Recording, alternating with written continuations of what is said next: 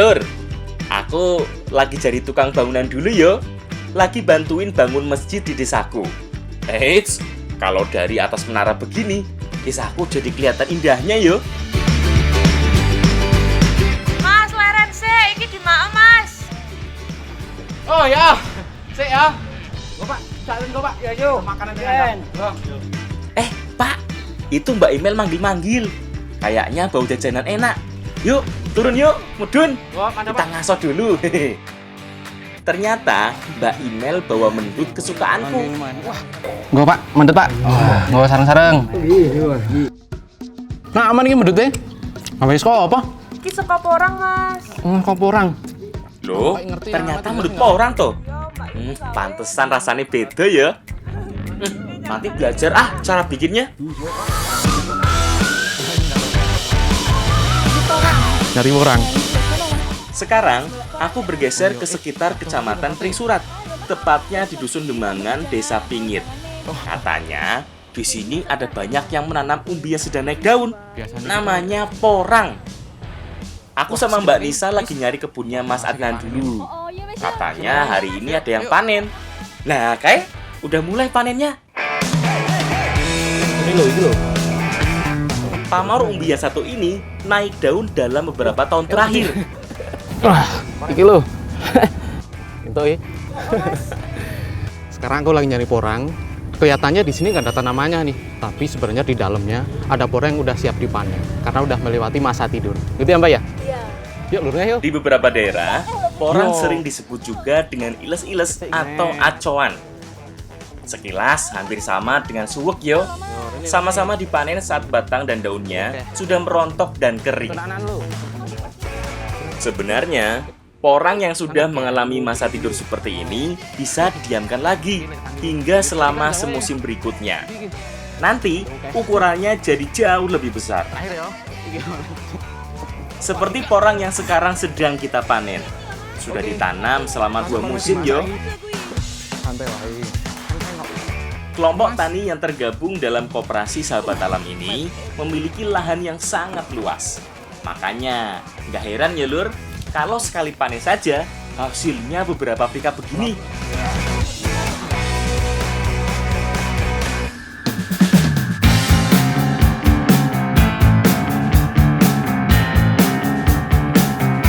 Sebenarnya, porang sudah dikenal sejak lama, bahkan pada masa penjajahan Jepang.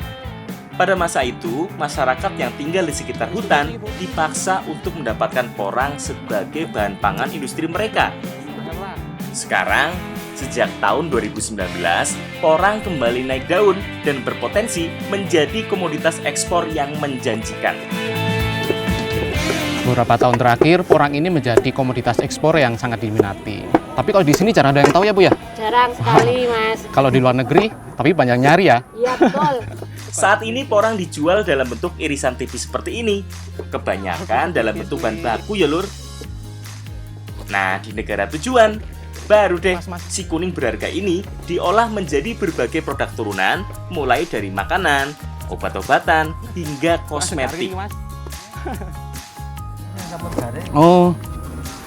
Nah, untuk porang yang dirajang tipis seperti ini biasanya untuk diekspor. Tapi kalau yang dirajang agak besar, yang seperti ini biasanya dijadikan untuk bibit agar bisa ditanam lagi. Nah, sekarang ini Mas. Semuanya harus dijemur sampai kering yo, baik yang dijual ataupun yang digunakan sebagai bibit.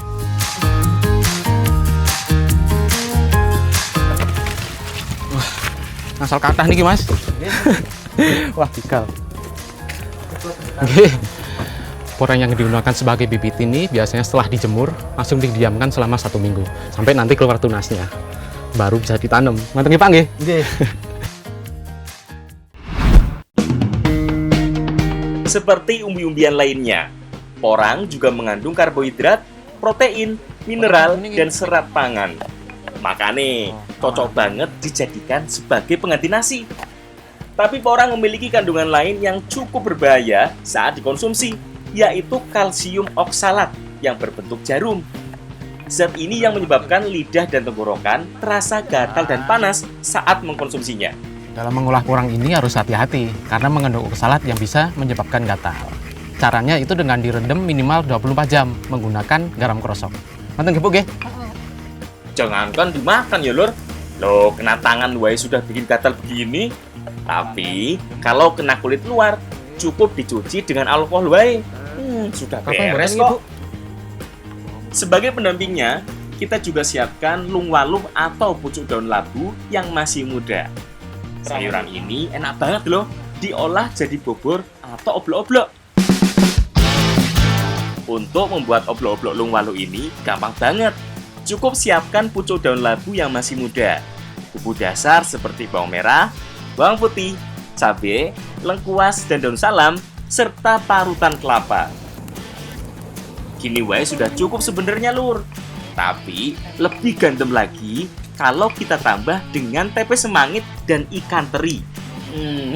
Ini sih bikin aroma dan rasanya makin khas. Sip, bahan wis siap kabeh iki. Saatnya kita masak. Porang yang sudah direndam dengan air garam dikukus sampai matang ya.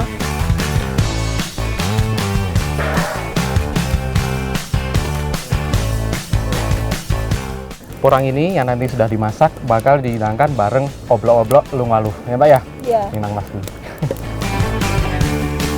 Sedangkan untuk sayur oblok-oblok lungwaluhnya gampang banget. Cukup masak semua bumbu lebih dulu. Bisa ditumis atau direbus langsung ya iso. Keduanya tetap enak dengan cita rasa yang berbeda.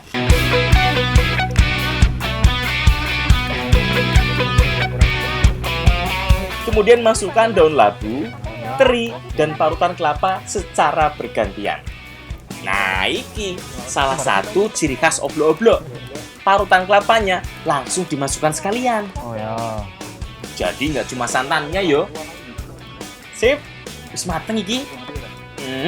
Kayak enak banget yo. Sik, tapi harus sabar dulu. Soalnya mau bikin mendut porang sekalian.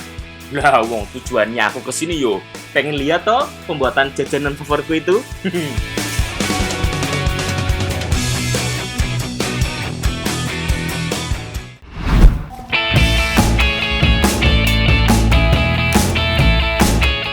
Mendut adalah salah satu jajanan khas Jawa yang menggunakan tepung ketan sebagai kulit dan di dalamnya terdapat enten-enten yang manis dan gurih.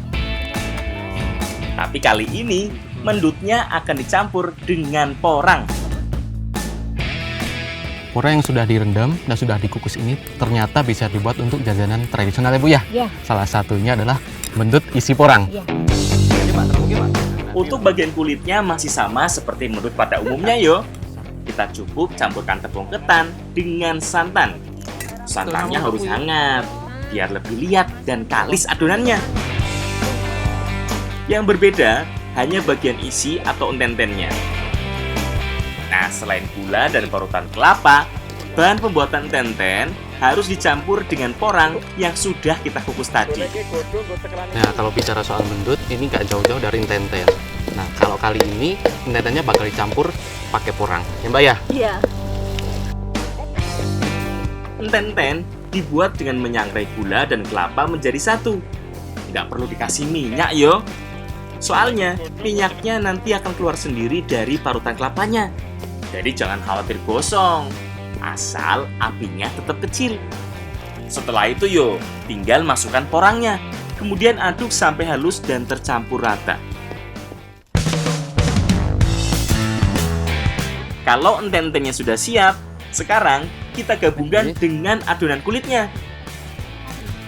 Adonan dibuat bulat-bulat, kemudian tambahkan enten-enten porang di bagian tengahnya. Hampir sama seperti membuat klepon yo. Jangan salah. Kelihatannya gampang banget toh. Tapi sebenarnya cukup susah loh. Ngeten, Bu. Kalau nggak sabar yo, bentuknya jadi gak jelas gini kayak punyaku.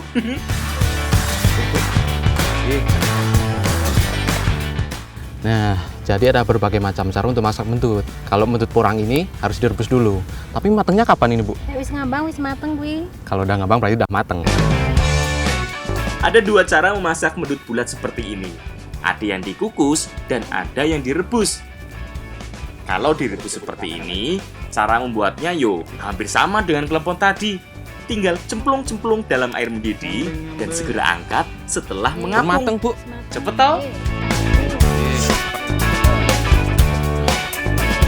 Terakhir, tinggal masukkan mendut ke dalam takir daun pisang, kemudian siram dengan santan kental yang menyerupai fla. Ye, dari tampilannya wae udah bikin ngiler toh? Yuk, saatnya kita santap semua hidangan porangnya. Manis. Pertama kita cobain porang kukus yang dihidangkan dengan oblok-oblok lungwalu.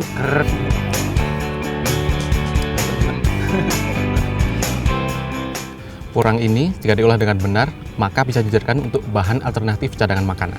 Salah satunya adalah nasi, karena rendah kalori dan rendah karbohidrat. Rendah gula juga ya Mbak ya? Kalau dari rasanya juga pas banget yo, dicampur dengan oblok-oblok daun labu muda ini. Perpaduan rasanya pas, ada manisnya, ada gurihnya, dan ada seger-segernya. Apalagi ditambah dengan teri ini. Makin gandem. Kalau menditnya sih udah jangan ditanya yo, sudah pasti enak banget. Yo kan tadi sempet nyobain di masjid. Enak nggih? Ada nggak, Mas? Nggih. Rasa dari mendut porang ini manis dan kenyal, tapi cenderung masir karena campuran isi dari porang tadi. Tambah nggih, Bu. Porang memberikan rasa dan Kayak tekstur gitu. yang lebih Gimana? khas dari enten-enten mendutnya. Biasanya aku cenderung enek yo makan makanan yang manis. Tapi enak. kali ini justru enggak. Justru pengen nambah terus.